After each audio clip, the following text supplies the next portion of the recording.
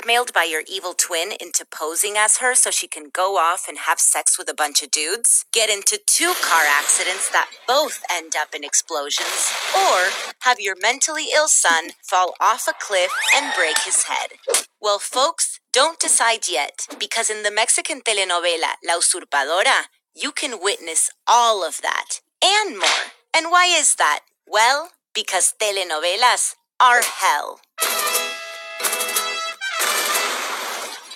Paulina's life sucks shit. She's a poor, honest woman who works at a country club picking up towels with ball sweat on them. She's dating this dude who's cheating on her and looks like Johnny Depp if he'd eaten too many bagels. And her mother looks like a cadaver and is dying the most painful death in the history of deaths. You'd think her life is bad enough, but in telenovelas, things can always get worse.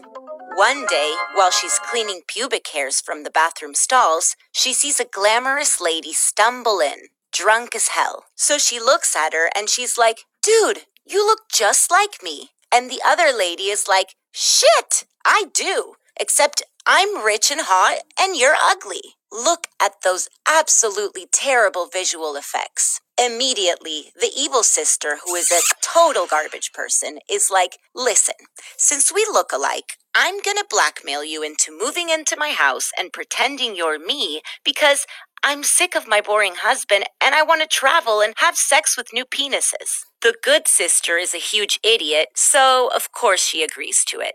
She moves into the evil sister's house where she has to pretend to be the mother of 2 annoying children and the wife to this guy who is like the Hulk but orange and tries to constantly make out with her, except she kind of likes it. In her new home, she meets the rest of the family, including Abuela Piedad, who is a raging alcoholic that holds scotch bottles like they're babies and looks like a glamorous Ronald McDonald. Is this all dramatic enough for you? Well, wait, it gets worse. She soon finds out that her evil sister had been having an affair with this painter who had way too many spray tans. When she tries to cut ties with him, he tells her that he's been working on a nude portrait of her, where she has titties but no nipples. And if she doesn't keep having sex with him, he'll show everyone the painting. Now let's check in on the evil sister Paola, who's living la vida loca, drinking piña coladas and surrounded by men with huge banana penises. You won't believe this, but one night, while she's out with this rich guy who looks like a leather boot, she asks him if she can drive his car, to which he replies, "You're wasted, but sure." And of course, she immediately crashes the car. Back to the good sister.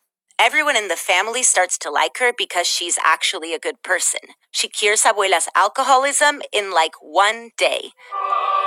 She rescues her husband's business by offering his angry and underpaid workers free sandwiches. She starts giving attention to her son, who's really bad at acting. And she ends her affair with the painter by having her husband punch him in the dick.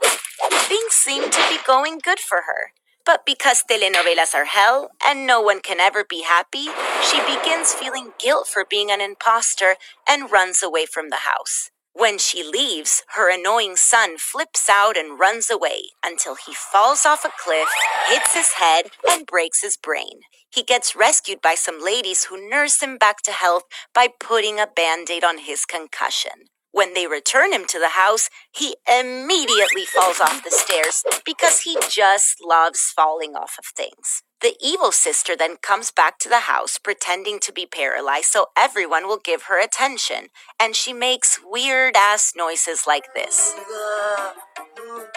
The good sister hears that her twin was paralyzed, so she comes back to be by her side because, well, she's a schmuck. At this point, everyone's like, "Holy shit, there's 2 of you!"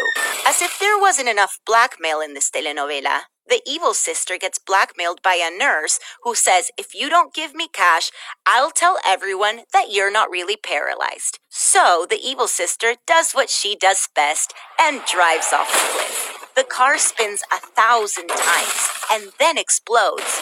But somehow, she doesn't have a single burn, not even one little scratch.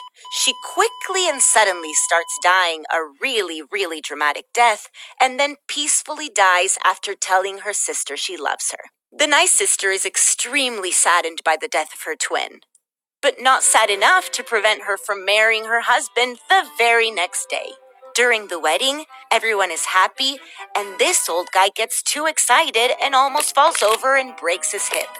We hope they lived happily ever after, but they probably didn't, because this is a telenovela, and telenovelas are hell.